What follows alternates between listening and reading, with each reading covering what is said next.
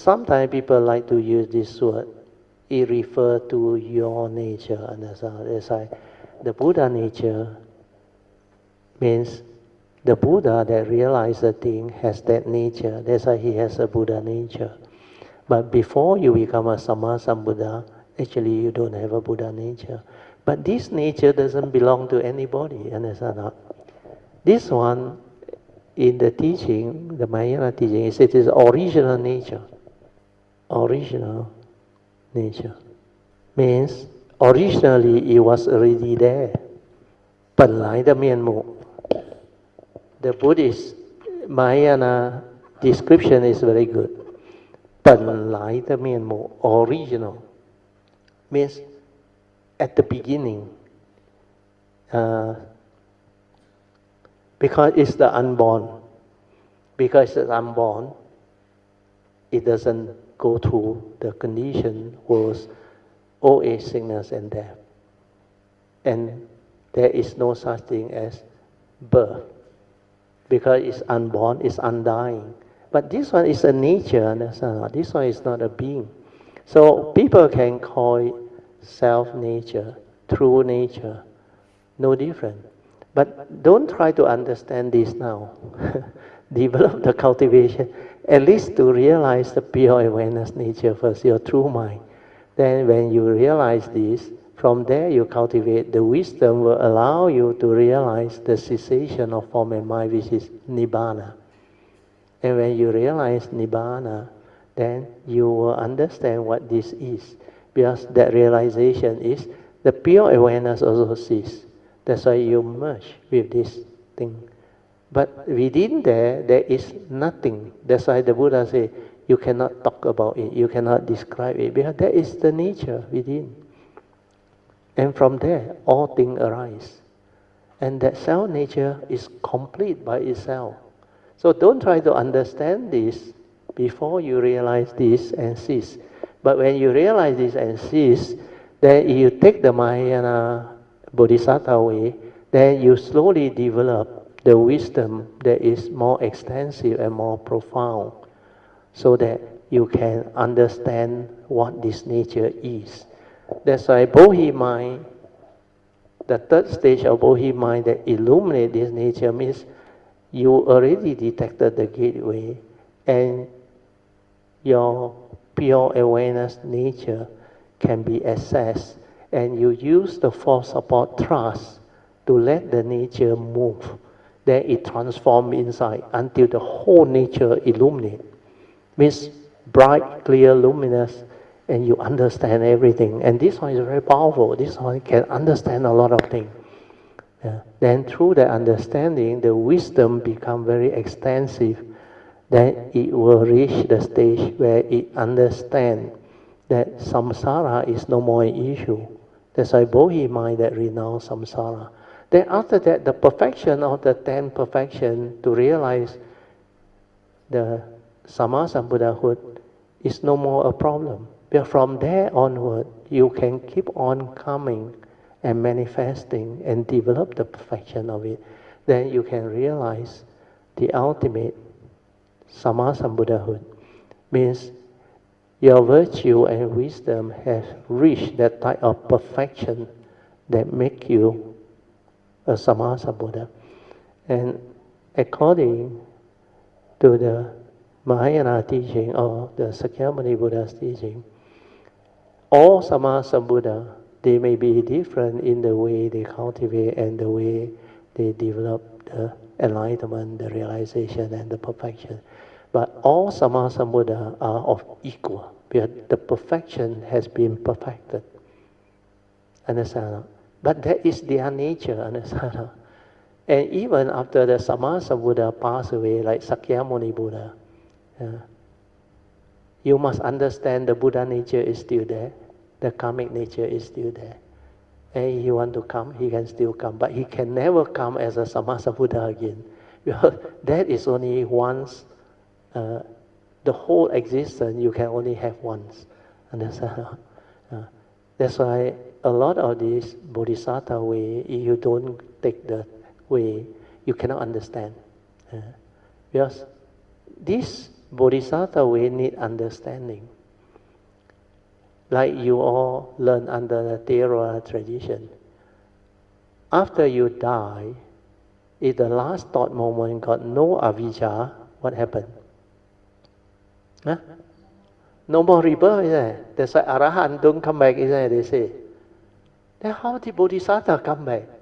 How did the Buddha perfect until so long, 3 3/4 asankhya kapas, to realize full enlightenment? Means they have a way to come, understand?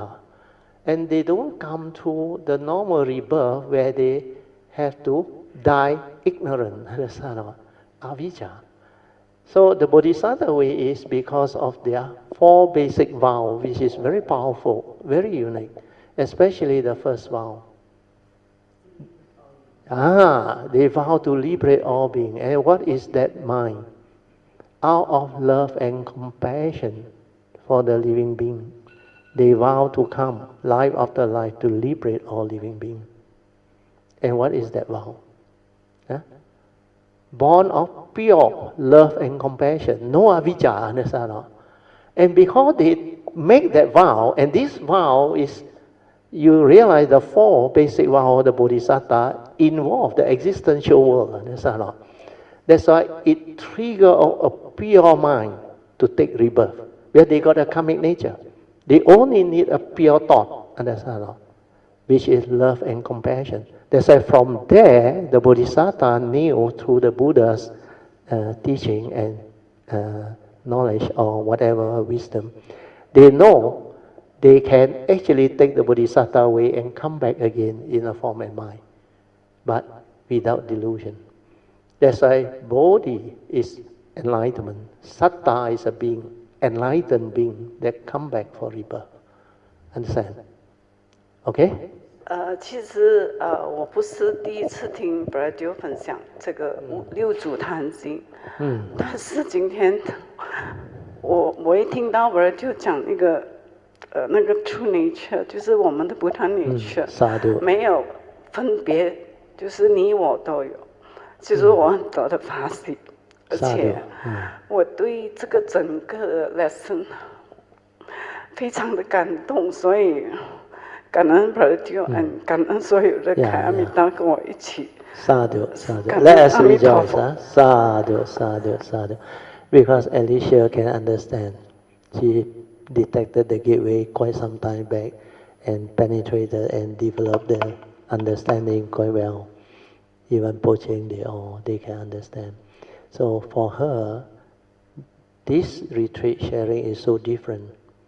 Because they have reached the stage where they can understand all this. That's why all this surface, even NB, they all will know, is so different this year. And before I come, I already told a lot of Kayamita, this retreat is going to be very different. Where a lot of Kayamita has progressed. And you have that affinity to receive all this teaching. And if you continue with this understanding and follow the yellow card and take the Bodhisattva vow sincerely, then develop the faith to persevere. All this can manifest and you will become very different. Maybe by the next sasana, your nature can be as good as my nature.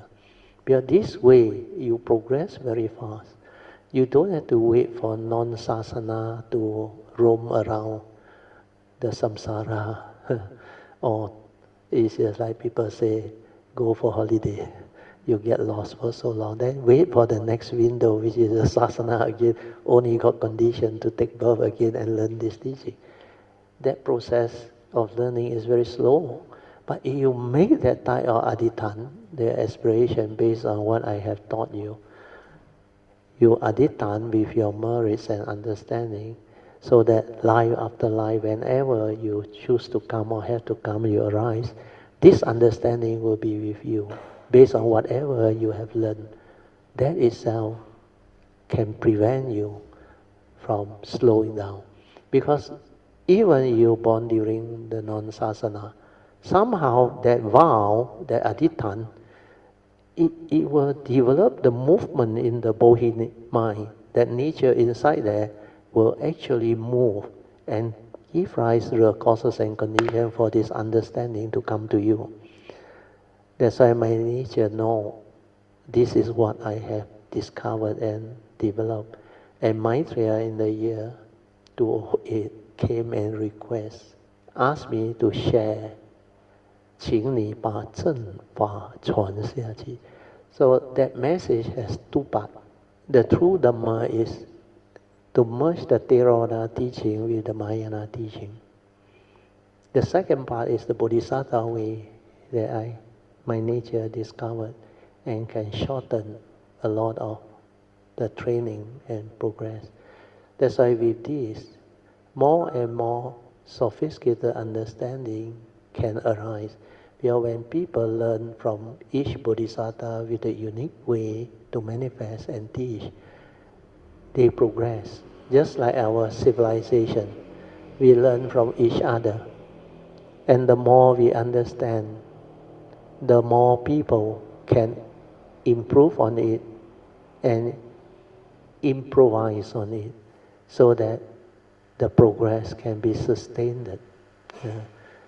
You look at the last 30, 40 years, the world civilization supposed to be recorded 5,000 over years. But over the last 5,000 over years, it has got no match for the last 30, 40 years. Do you realize? The last 30, 40 years we progress so fast. So this type of understanding will, like bullet train, take you very fast.